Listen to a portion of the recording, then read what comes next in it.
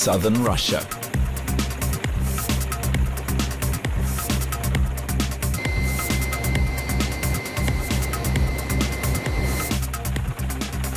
Hidden away in the mountains, this faraway place can only be reached by helicopter. But first, you need special permission to travel around here.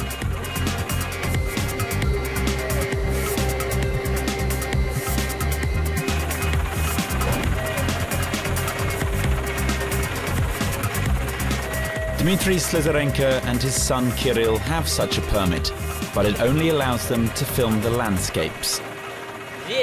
All this glows red at sunset. I can't tell you how beautiful this is. We'll film it tonight if the weather is right. Abago means mountain grassland. That's what the mountain dwellers who lived here many centuries ago called this place. UNESCO has declared the area a World Heritage Site.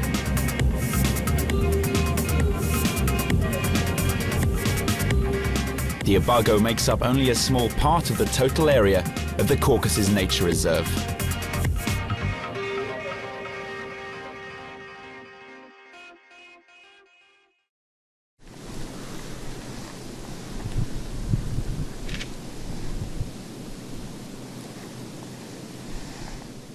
A long time ago, the people of the Caucasus used to shepherd droves of sheep across the Abago. Lambs were often targeted by hawks.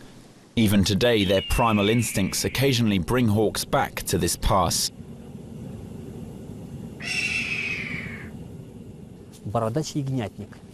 This is a bearded vulture. Birds of this kind make their nests on low-lying rocks, 30 or 40 kilometers from here. But when they go hunting, they might cover up to 50 kilometers in search of food. They're interesting creatures. The Abago is situated close to the greater northern slope of the Caucasus mountain range. From the grassland, you can get a panoramic view of the mountain ridge of the Caucasus Nature Reserve. There is also a clear view of Mount Fisht, one of the highest points in the Western Caucasus. Let's try to get the mountains in frame. Filming is best done from the highest point on the Abago. It's about 1,900 meters above sea level here. Dmitry is teaching his son Kirill how to set up for the filming. Look. You can see that the light is on one side, while the mist covers most of the valley. We don't want to film only the mist. We need to focus on the foreground. Look at the grass gleaming in the sunlight. It's light, while the valley is dark. So the light strip will show this shot to the best advantage.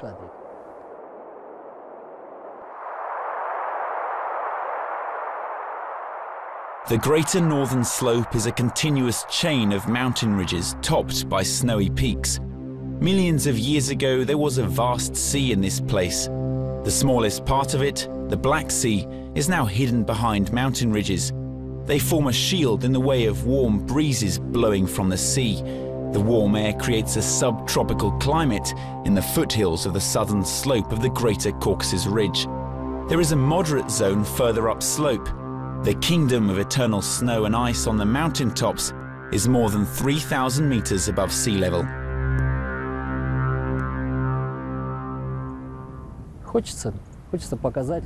I'm going to film these magnificent landscapes in order to show them to the hundreds of people who never venture here, either because they have no time or because they don't understand the meaning of nature. Mount Tibga lies side by side with the pass. Translated from the Circassian language, Tibga means the mountain of Caucasian goats. The reserve is the only habitat of Western Caucasian goats in the wild. Here they don't move about very much. A small herd might well stay for decades in the same area, high in the mountains, 1,900 meters above sea level. The only trail leading across the pass begins in the Abago grassland.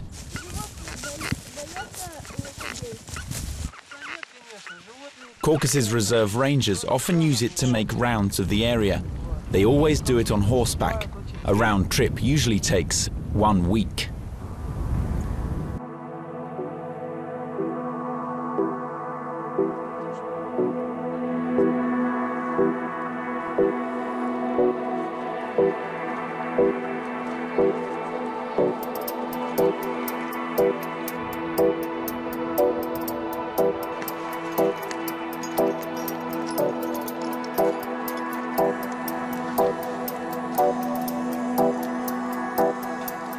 The rangers camp out in small huts. It's always cold in the mountains at night.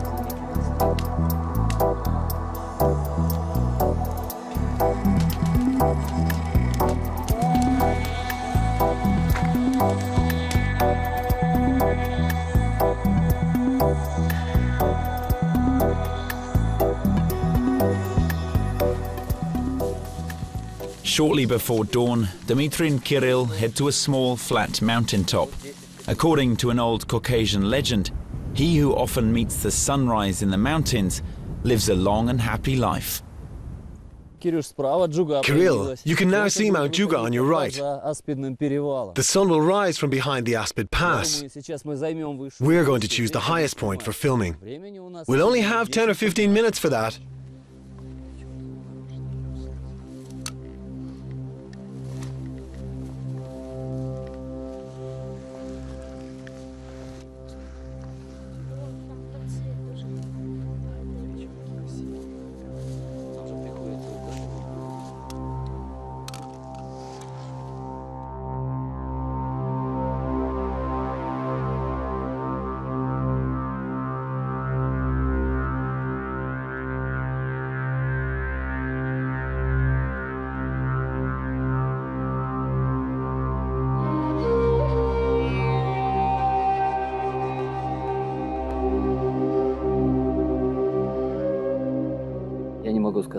Each sunrise is a mystery. Not a single one is ever the same. It's truly wonderful. The nearest settlement is far away. Radio is the only means of communication with human civilization.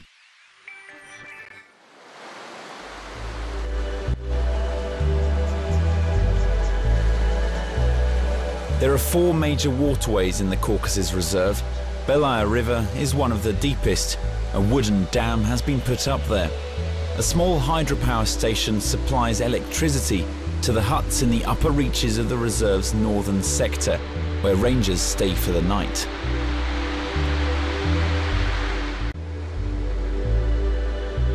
International rafting competitions take place on the Belaya River every year. The route is extreme. The rapids are near impossible to clear.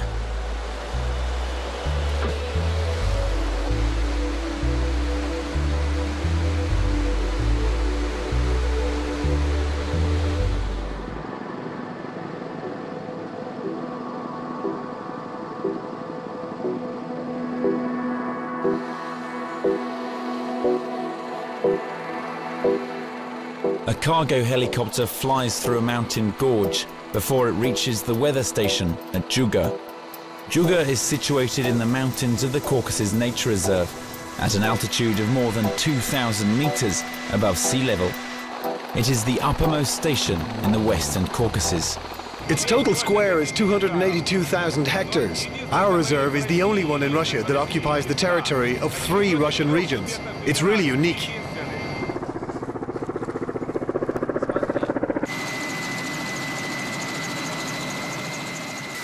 The director of the Caucasus Reserve personally oversees the rotation of staff and food supplies in this remote area. The helicopter rarely stops at Juga for more than 20 minutes, but even such a short period of time is enough for Dmitry Slazarenko and his son Kirill to get several shots on tape.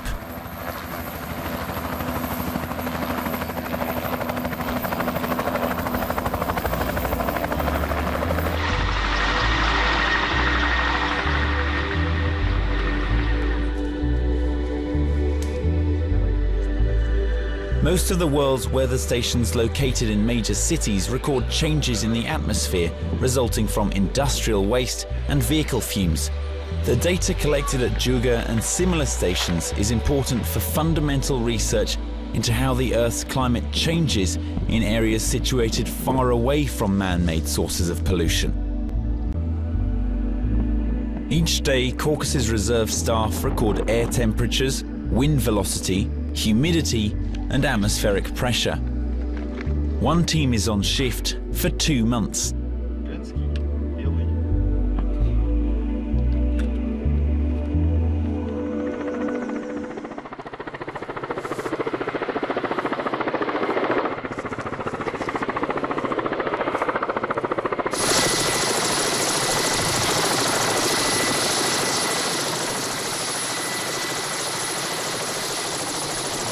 On its way from Juga to the Grand Northern Slope, the helicopter passes by Mount Fisht, the highest point of the Western Ridge.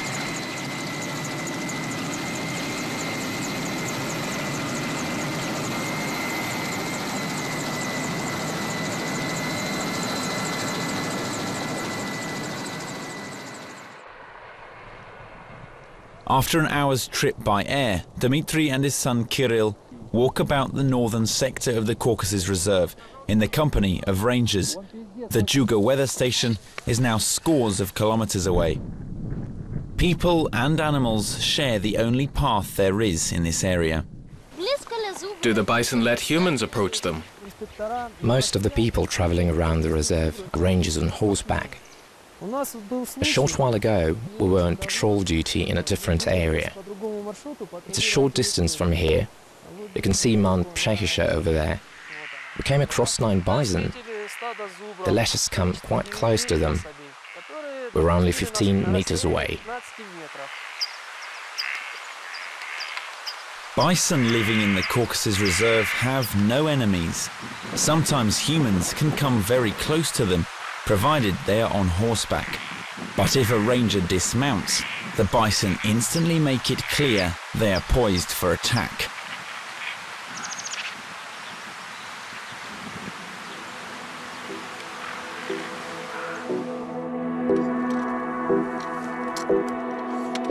Horses are the most reliable and indispensable companions when people go on long trips in the mountains. Only horses with good training are eligible for the job. This one is called Chernish. He's my favorite. We became fast friends. Riding him is no problem. He does what he's told to do. But this one is still a young stallion. He won't let anybody touch him. Look. He is scared of everybody.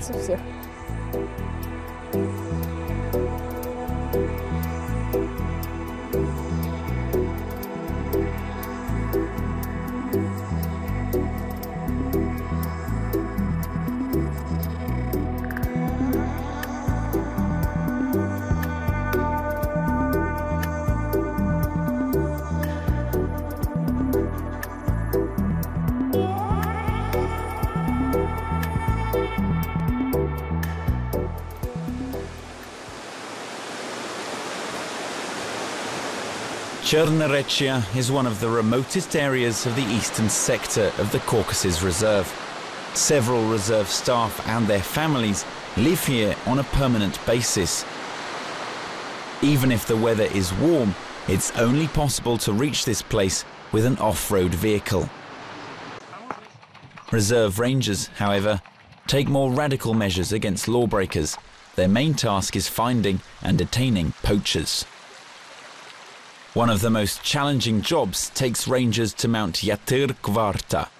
Each time they go there under a veil of secrecy, regardless of day or night, or weather conditions. Their painstaking job requires special knowledge and staying power. They need to be skilled horsemen, as well as able to discern telltale signs showing the presence of trespassers, and have no difficulty finding their bearings.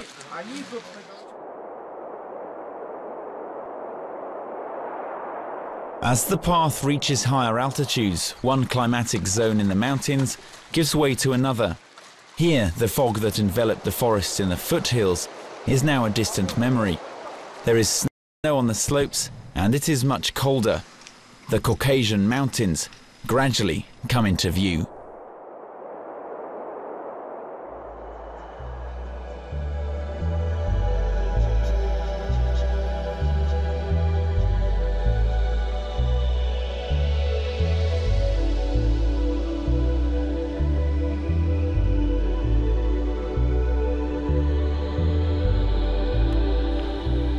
After several attempts to find the best point for filming the landscape, Dmitry suddenly comes face to face with a brown bear, one of the rarest and largest animals of the Caucasus Reserve.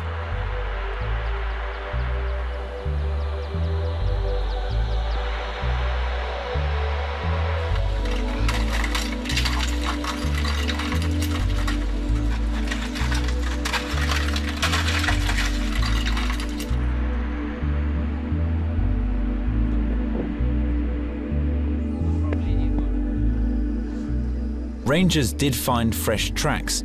They were close to the hut where the rangers put up for the night. They reported the find over walkie-talkie.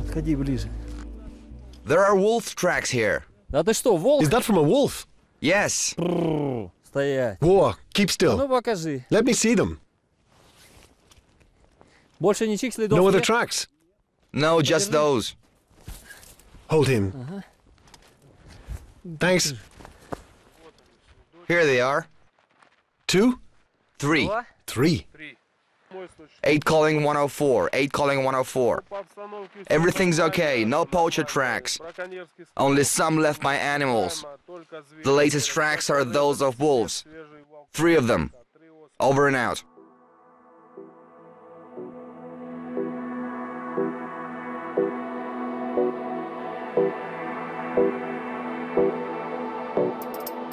Different people visiting the Caucasus Nature Reserve are after different things. Some seek shelter from the hustle and bustle of big cities. Others are after thrills. Only a few are able to blend in with this wonderful place and become part of it. I feel I'm an integral part of this world. But I'm no crazy romantic. I've nearly drowned, almost frozen to death, and fallen off cliffs. Nature is wiser than we are. Her ingenuity is all-pervasive. She is the creator that gave birth to us, and may bring us to ruin unless we come to our senses. I think that's what people should devote their lives to. I don't know if I can cope with the task, but I'm going to try.